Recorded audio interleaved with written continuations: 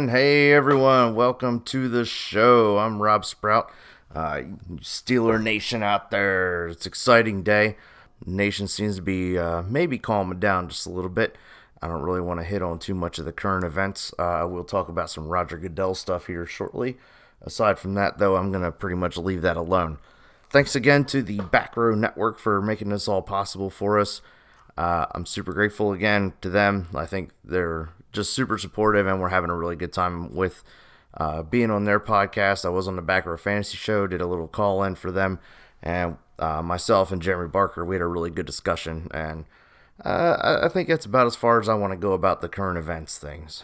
Don't forget to go out there and rate, subscribe, review on whatever platform you're listening to this podcast on. We were recently just added to iHeartRadio. I had to do an application, and I'm pretty excited. We got accepted on there.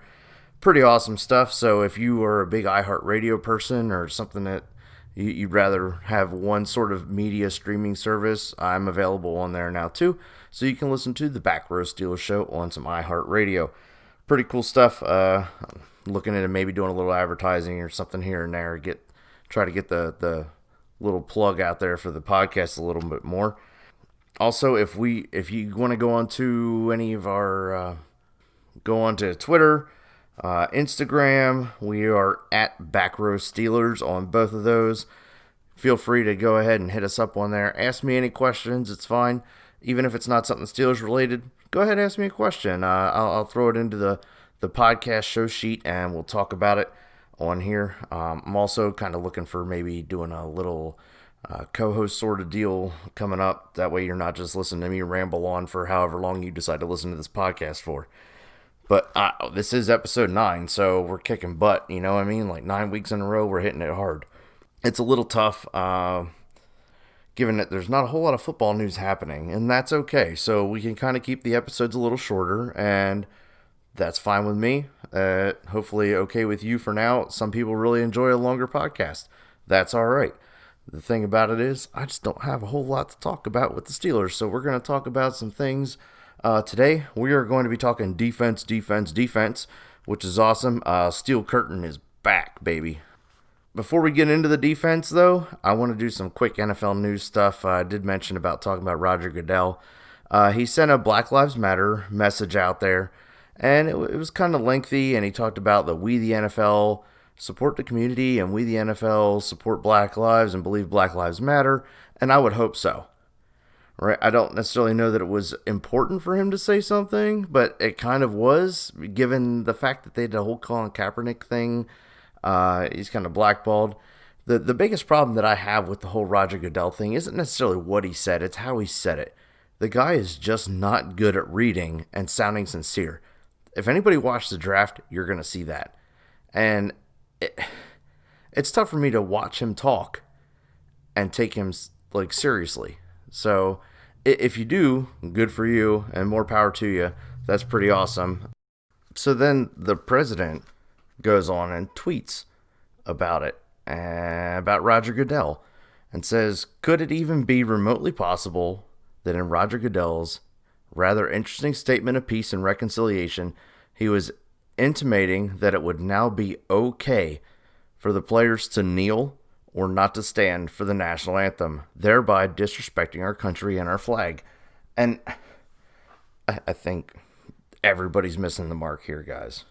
So it's turning very political, and it's sad. And again, if you listen to the whole podcast I did last week, everybody just love everybody. It's not hard. There's no reason to hold grudges against people. There's no reason to not be able to get along with everyone. Yeah, we're going to have differences of opinion, and that's fine. People have their own choices in life, and they make that choice. But people stepping in and saying things that necessarily don't need to be said, or again, are missing the mark. Yeah, I think that's where we're at right now, and everyone just feels like they need to put an opinion out there and make their voice heard. I just don't know what to make of the whole situation. I think it's in a lot of people's best interest just to maybe not say anything, because you are going to miss the mark, because you don't really know what's happening, and that's fine. If you, it's just really frustrating to see the state of the country right now. So, anyway, we're going to get off that horse and talk about defense, defense, defense. Let's go. Steel Curtain reincarnate? I think so. Yeah, we lost Hargrave, but that's all right. Like, he went across the state over to Philly. I'm not too worried about what he's actually doing, though, in Philadelphia because it doesn't matter to us as Pittsburgh Steelers fans. We don't really have to play them a whole lot, and it'd be great if we could see him in, like, the Super Bowl. But, I just think that the loss of Hargrave is going to take its toll, but that's all right because our defensive line still has a tremendous amount of talent as well as a lot of time playing together. We got Cam Hayward, who's been with the team for 9 years. Stephon Tuitt, he's healthy, and he's been on the line for 6 years. Dan McCullins, that guy, our nose tackle, he's still there. He's been there for 6 years as well. So we have like at least 6 years of cohesiveness on this defensive line, and that's pretty amazing stuff. There's not a whole lot of teams out there that get to have that sort of like cohesion from their defensive unit, and now we have some younger guys coming in at linebackers and corners and stuff like that. That's just going to really amplify us and make our defense just absolutely rock solid. In the offseason, we did acquire Chris Wormley from Baltimore, and that guy's got a pretty good motor on him. Now, he knows the Steelers' defense pretty well, too. In case you forget, he sees it twice a year. So I'm sure he's learned a lot and has learned a lot in the film room about what the Steelers do. So I think he's going to be a nice addition to the defensive line for Pittsburgh. If anything, it just adds some extra strength and depth so that our guys aren't necessarily dead-ass tired out there, and that's great because that's what we need. Last thing we want to see out there is dead-ass defensive line. So, again, the great line chemistry is all there. I think with everyone being healthy coming into the season, you can look for our defensive line to be absolutely stellar. Now, linebackers and edge rushers. Dude, we got TJ Watt and Devin Bush. And Vince Williams is like ready to rock and roll. Him and Devin Bush, I guess, have been having some conversations about they're ready to carry the linebacker load. I'm pretty pumped about it. We still got Bud Dupree out there who's been improving. Let's be honest, he's been improving. And we talked about in the Steelers draft episode about Alex Highsmith. I really, really like this guy. I think that we're going to see an absolute motor of a dude coming out there just wanting to go out there and hit people. Now you get him out there matched up with, Devin Bush and TJ Watt, and just the pure excitement that's going to be out there is just lunacy, and it's going to be a fantastic and fun time to watch Pittsburgh's defense go out there and absolutely dominate. We also have, let's see here, some corners and some safeties. Joe Hayden's still there. He's 31 years old, but he's still okay.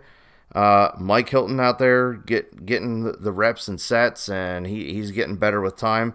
Steven Nelson, we picked up from Kansas City last year. He did pretty good. He matched about the same numbers that he had with Kansas City, and he's definitely helped out a whole lot. And then it's safeties. We got our Terrell Edmonds out there. He's okay. The problem is like a football IQ sort of thing, and Minkah Fitzpatrick just kind of wants to be able to go and move around and do his thing, and rightfully so. Like, a guy wants to see some action. In the last 8 games of the season last year, I think he was only, he only had like 8 balls thrown his way, and we talked about that before in a previous episode about how he just like locks down that part of the field. Well, if he's able to move around and maybe do some sort of like utility player, kind of like Troy Polamalu was, like why not? It'd be a scary dude. Some of the problem is that some of the football IQ and the ability of some of the other players playing corner or safety and stuff like that, that they have to have a little bit more awareness about what Minkah Fitzpatrick is going to do. Now, I'd like to say that maybe if it ain't broke, don't fix it. Like, keep a portion of the field locked down, and that'd be a smart thing to do. I just feel like maybe this year coming up is definitely going to be our year on defense. For you fantasy football players out there, if you are an IDP player, there are a ton of options on Pittsburgh's defense. And if you're in a sort of league that you have to play like a defense special team, Pittsburgh is like definitely going to be an elite defense this year for fantasy points. You have a lot of tackle monsters, high motor guys that are just going to go out there and just wreck house, get sacks, get tackles. Our air defense is going to be a lot better this year. I think overall chemistry of the defense is going to be a lot better than a lot of teams in the league because, again, like I said, we just have years and years of experience together. Now, some of our guys are a little bit younger, but they've also played together already. So, aside from like a rookie coming in there, we have, I think, 10 of 11 starters returning on defense. So, again, I think we're ready to rock and roll, and you're going to see that unit cohesion make a huge difference in Pittsburgh's game. Another reason they're going to be awesome, they're highly motivated this year because Ben's back. At some point last year, you could see like it just looked like the team was like they're just kind of playing to play, and it was kind of sad. Like they wanted to win because I don't think they wanted the Steelers to have a losing record, but they're going to be a little more motivated because they're going to have all the offensive weapons are going to be healthy. Ben's back, so the defense doesn't necessarily have to work as hard if the offense can do its job. Now, defense wins Super Bowls. That's a given. So let's go win us a Super Bowl, boys. Let's go get it. I think we can shut down Baltimore and definitely make a run for the Super Bowl this year. This is definitely the year to do it because some of the guys are just getting old there on the defense. So let's make it happen, Pittsburgh. And again, everyone, thanks again for your support. I think I'm going to call that a podcast. Like I said, short and sweet. I know I went off on a little bit of tangent about all the media hype and everything else that's happening. So if you guys feel free, here, subscribe, rate, review, and let us know how we're doing. You guys send me an email, backrowsteelers@gmail.com. Everybody love everybody. Please. In the words of the great Jackie Moon. ELE. Everybody love everybody. All right. Have a great day, guys. Thanks for listening. See you next time on the Back Row Steelers Show.